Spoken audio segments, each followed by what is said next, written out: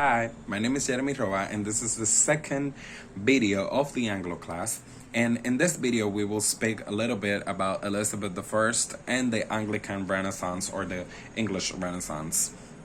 And I hope that you pay extreme close attention because this one is extremely good.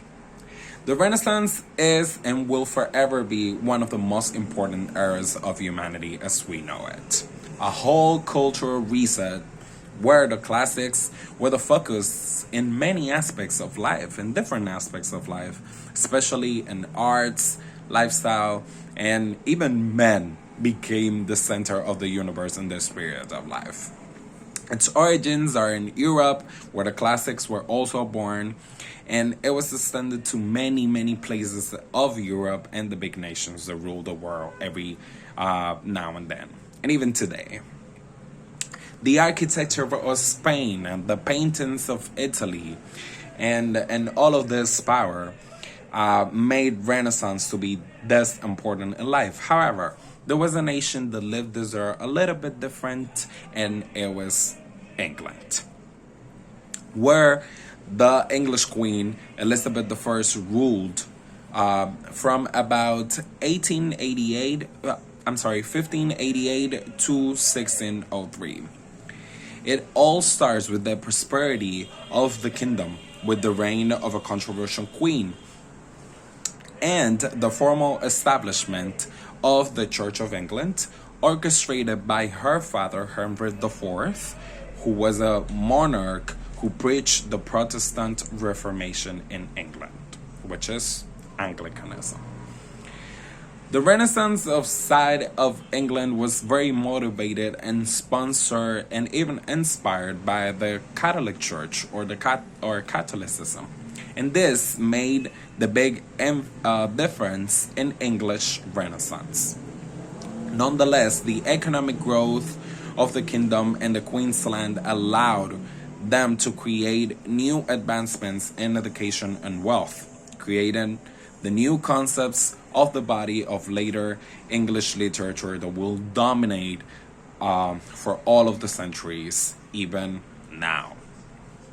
Shakespeare, as an example, wrote many of his novels and his plays during this particular era, and he is considered to be the face of English literature now. But the real face of this era was Queen Elizabeth I, a true icon. Hated and loved, she was the epitome of glamour and intelligence for the English lands. Some may say, or some may remember her as the Virgin Queen, or even the Good Queen. Some theories says that these two names say that she was considered the Virgin Queen because she met no lover, and the Good Queen because even today the British are enjoying a big part of the cake she served. And yeah, her legacy was amazing. And even today, they are enjoying things that she did. Her investments on sailorship, on piracy, arts, literature, structure, and religion made people fall in love with Queen Elizabeth I. In the battlefield, as every other kingdom has it, she had Protestantism, or Anglicanism mainly, which permitted the war of religions in this era be perpetuated, mainly between her and her cousin Philip of Spain. Her cousin Philip really hated Elizabeth. And after a long dispute, fighting between kingdoms to know which of the two religions was the best, Philip died.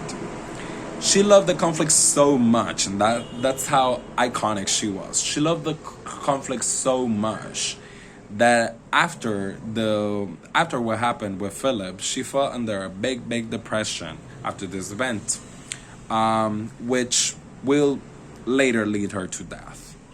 Even her death was extremely eccentric, as she was claimed to die from intoxication or makeup intoxication, and some theories says that She wanted to cover all of the imperfections of her body, and to achieve this, and just to become so white that people couldn't see her imperfections, she used to mixture plum and vinegar and use that as the makeup base. That's how iconic she was.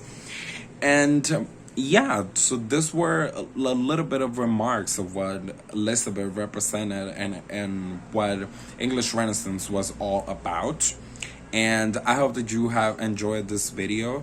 So let's see the next video, which we will talk about a little bit of another icon of another era. But I invite you to follow up with these 3 videos. Thank you so much for watching.